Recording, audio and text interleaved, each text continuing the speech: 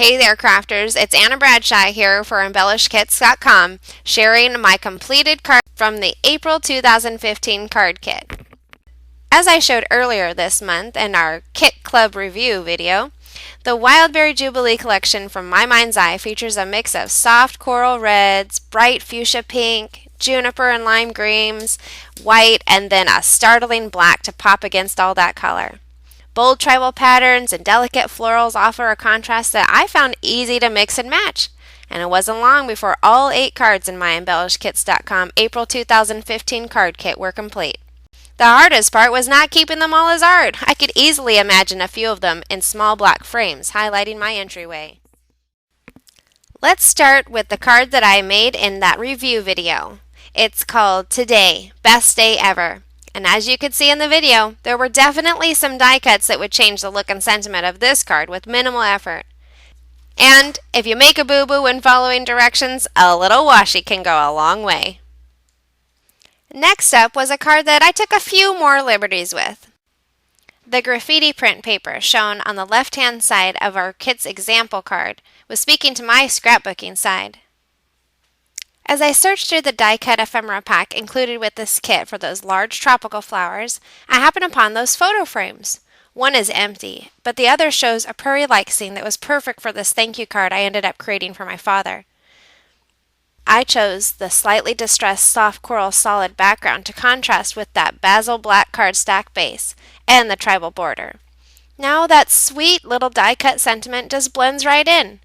I found that men do enjoy receiving cards, but you know how a stoic man reacts when a little emotion is thrown at them.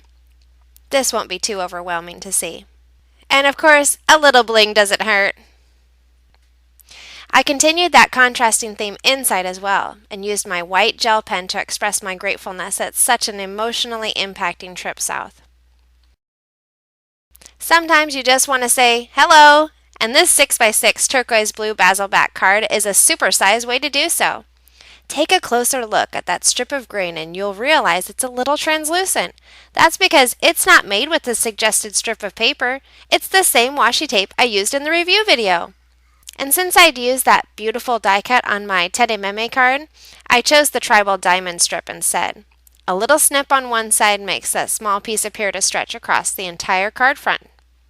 I put some foam adhesive under the hello square for a little extra pop against that busy background, and then sprinkled on some buttons, the largest of which I tied with twine. But I didn't stop there. Oh no, I brought the party to the inside of the card too. A card this big can be a little intimidating to fill, and the side piece will nicely contain a moderate amount of wording, but still cover the card space. You know, working with all these die cuts, pulling them in and out of the package, and trying to keep all those tiny pieces together was making me feel a little die cut crazy. So I decided to go all out and create my own card front filling design based on the example photo for card number 4. So cute! I ended up using over 15 pieces. And as if all that pattern wasn't busy enough, I added a splatter of green glitter ink too. It was liberating, playing with all those shapes, and once I had my basic grid down, I layered on hearts, circles, and that lovely flower. It put me in such a festive mood. This fun and funky card will be going to my tia Natividad, who has sent me so much love in letter form over the last couple of years. I grounded that typewriter die cut on a piece of wood grain washi tape, selected an Anna-appropriate sentiment, and made it appear to be coming from the typewriter paper spool. My baker's twine traveled from the middle of the card up to the top right and is also layered over a strip of leftover floral print paper. The addition of an airplane motif flare badge from Queen & Company, that Oh My sticker, makes this the perfect way to send a story of happiness and my thanks for her encouragement. And the stickers, twine, and buttons you've seen so far embellishing these cards all came in this month's kit as well. Did you know that I made a second video card making tutorial for this month's kit? As I mentioned in that video, I try not to measure as much as possible when I'm in the zone. I have to admit there are times when a ruler does come in handy though, like when you're planning to use one piece of paper in multiple ways on different cards. Card number 7, You plus Me is so cute. The only change I made was to the orientation from portrait to landscape. Well, I guess that wasn't the only thing different. I also added those rub-on heart shapes and an enamel dot to bring the focus to the sentiment. Here's a fun trick to try. Add some depth to your circular die cuts by punching the middle out and adding a pop dot to the back. Pow! Now that's a blue ribbon embellishment.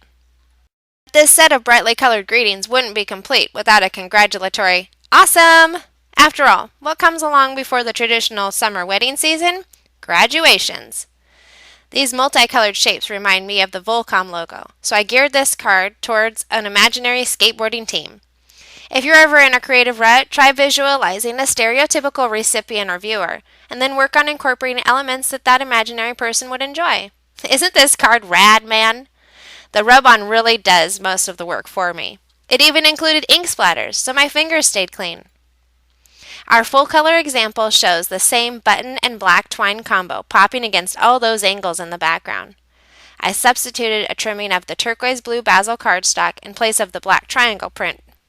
Added some enamel dots in an assortment of the same colors shown in the background, and then dug into my alphabet stash for the canvas letters U, R, and that smooth white asterisk thicker. Thanks again for joining me on another Embellished Kit's Craft with Anna Card Share. From this kit, I made a ton of bonus cards. With so many bits and pieces left over, my mind was going crazy thinking of all the card combos I'd come up with. Let's start with a few of the larger pieces. Layered together, add some bling and stickers, and wow, what a cute and simple card. Just goes to show, bling makes everything fabulous. And what could be more fabulous than using even more of those die-cut pieces? Here I layered them over some busy patterns, and then added that love rub-on and a sprinkling of enamel dots. Check out the O in the love sentiment.